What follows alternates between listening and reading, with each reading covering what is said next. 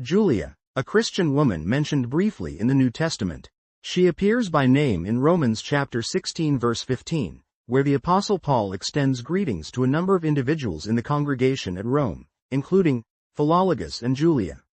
While the reference itself is short, just a mention in a list of fellow believers, Jehovah's Witnesses draw upon broader scriptural principles and historical context to understand the significance of someone like Julia in the early Christian congregation.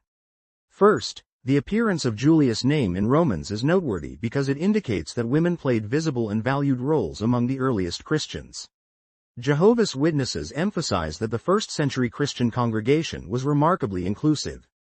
Men and women, Jews and Gentiles, people of various social standings and nationalities all came together, united by their faith in Jesus Christ.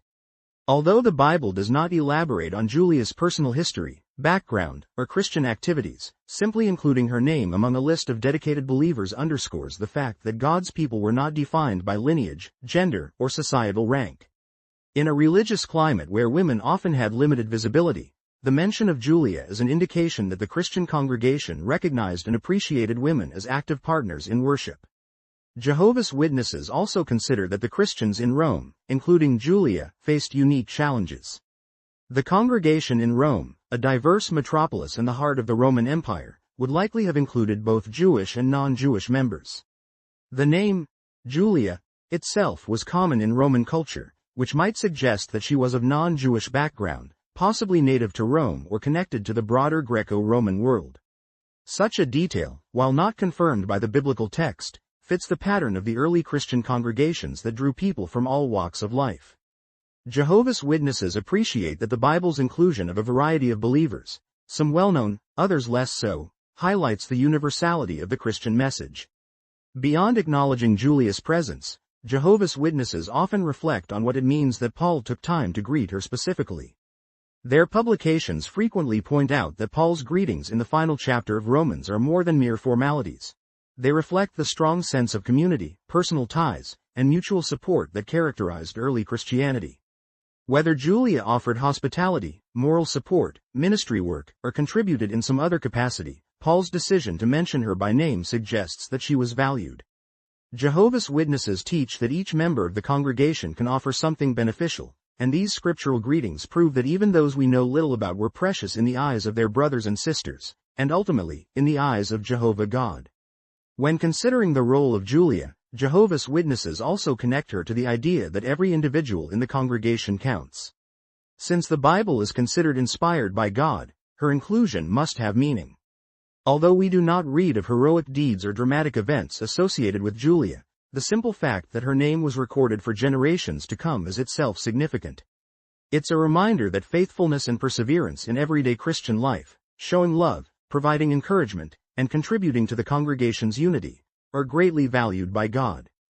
Jehovah's Witnesses believe that this principle still applies today. Many of Jehovah's Witnesses around the world serve faithfully without fame or prominence, much like Julia, and their devotion is cherished by God. Jehovah's Witnesses also use Romans chapter 16, including the mention of Julia, to emphasize how the early Christian congregation was tightly knit. They highlight the affection and warmth in these greetings to show that these weren't distant, nameless followers but real people with genuine bonds of love and respect. By bringing this to the fore, modern witnesses are reminded of the importance of nurturing close, supportive relationships within the congregation. Even though Julia may remain a somewhat shadowy figure, her brief mention symbolizes that the congregation's strength came from numerous dedicated individuals working together, men and women, prominent and ordinary, each contributing to the vibrancy and stability of their spiritual community. In their commentary and study tools, Jehovah's Witnesses do not go beyond what is written, so they refrain from speculative details that the Bible does not provide. They acknowledge that we do not know about Julia's family, her personality, or how long she remained in the congregation. Instead, they focus on the lessons that can be drawn from her inclusion in the biblical narrative. Chief among these lessons is that God's people in the past, just like now, were made up of ordinary individuals who, by their faithful conduct and support of one another, left a record of faithfulness that stands as an example for Christians today. In summary, while Jehovah's Witnesses have no extensive tradition or unique insight into Julia's life beyond her mention in Romans chapter 16 verse 15, they view her as representative of the many faithful, though lesser known, believers in the early church. She exemplifies that all members, regardless of gender or status, contributed to the spiritual unity that Paul commended. Drawing on these points, Jehovah's Witnesses see in Julius mention a powerful reminder of the value and dignity of every worshiper, the importance of a caring congregation, and timeless principle that true faith is often demonstrated quietly, steadily. #Bible stories. #biblical names. #Holy scriptures. #Bible characters. #Bible study. #scripture lessons. #faith journey. #spiritual education. #Christian education. #Old Testament. #New Testament. #New Testament. #Black history. #cultural heritage.